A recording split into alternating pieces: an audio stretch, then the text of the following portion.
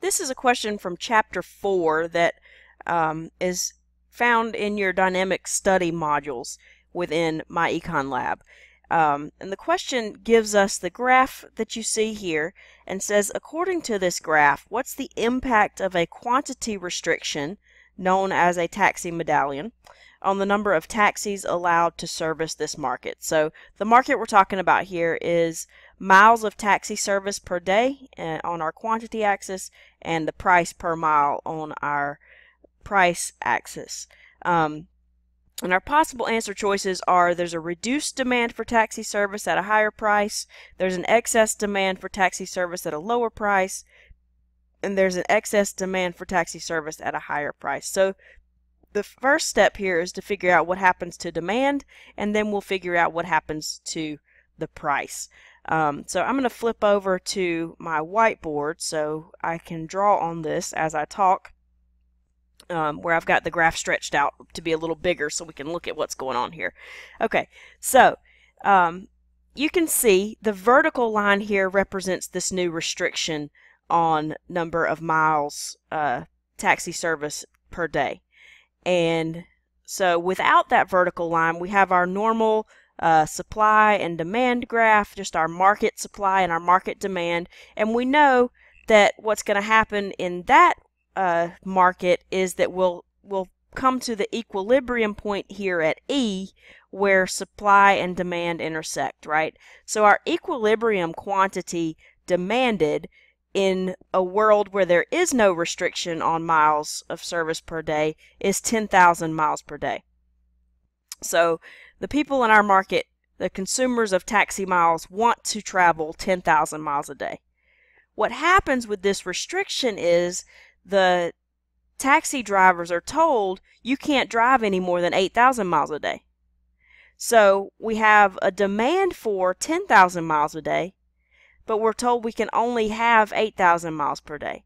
So what happens is we have this excess demand that's represented here between the 8,000 line and our equilibrium without that restriction, which was at 10,000. So the first part of our question is that we have excess demand. So I'm going to go ahead and type that down here to remind myself that I have already figured out I've got excess demand. Excess demand. All right, so I'll put that down here at the bottom. So we've got that note. The first part is we have to figure out what happens to demand. And the demand, that's the simple part of this question, that we have excess demand because the people wanted 10,000 in our regular market before the restriction was imposed, and the restriction is represented by our vertical line that says, nope, you can only have 8,000. So we have more demand than we can have. So we have an excess of demand. So the second part of the question is, all right, then what happens to the price under this restriction? So to figure this out, it helps to remember that if a government or corporation or whoever's imposing this restriction of 8,000 miles per day, they can't impose this restriction on the consumer's demand, right? So think about this just logically, that the government or whoever can't tell demanders, they can't tell the public how many miles of taxi service they can want per day.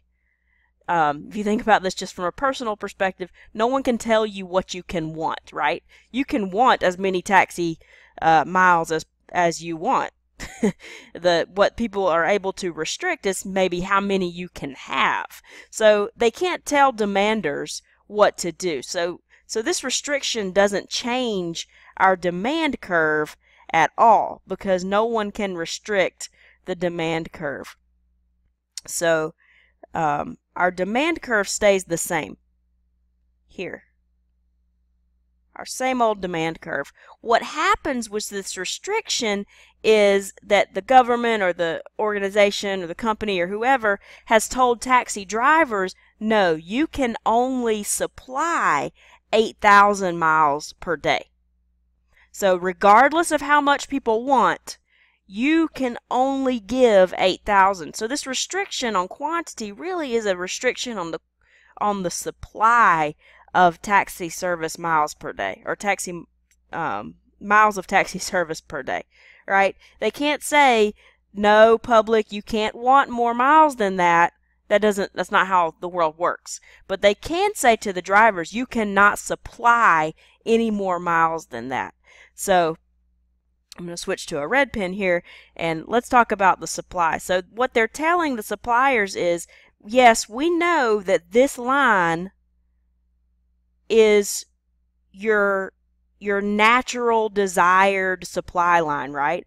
But what we're telling you is that as long as you're below 8,000 miles, you're cool. You can stay on your natural desired supply line. But once you hit 8,000, you got to stop. So now your supply line has to go vertical. You're not allowed to go out here beyond 8,000 miles. You can stay on your supply curve until you hit 8,000, and then you got to stop. And your supply curve goes vertical. It stops at 8,000. No matter how much you want, no matter how much the customers want, you can only provide up to 8,000 miles. So what they do with this restriction on miles of service per day is they change our supply curve from the natural supply curve that just continues out as a straight line here, the original one, to one that looks the same until we get to 8,000 miles, and then it has to go vertical. It has to stop. They're not allowed to provide any more than 8,000 miles. So, given that, now it's just a matter of going back to our normal rules for finding what the market price is going to be. In a regular unrestricted market, we look for where the supply and demand curves cross, and that's where our market price is. And it's going to be the same story here. We just have to keep in mind that our supply curve has changed because of this restriction on supply. So now, in our new market where we've got a restriction on supply at 8,000, we just look for where the demand curve, which didn't change, is still the blue highlighted line there, crosses the supply curve, which now has changed and is the red highlighted line. So where they intersect is right here at the point that is, hold on, my pen's not working very well. What's going on with my pen? So at this point that I've drawn in green, point M, they have it labeled already here. That's where our new supply line crosses our demand line, and you see that now our new price is going to be over here, where our old price was at our equilibrium point without the restriction was over at $3. So our new price has gone up, so our new price is increased. And of course our quantity supplied now is this 8,000. They don't ask about that, but that's the amount, the quantity that's going to be supplied, even though the quantity that is demanded in our regular unrestricted market was 10,000. So we have an excess demand. People want 10,000, but they can only have 8,000. And now our price is higher because it's now at the equilibrium point where the old demand curve crosses our new supply curve. So our new price is higher. So we go back to our question, and our answer is this last choice, that there is excess demand for taxi service and a higher price. Hopefully that helps. If you have any more questions, feel free to stop by my office hours.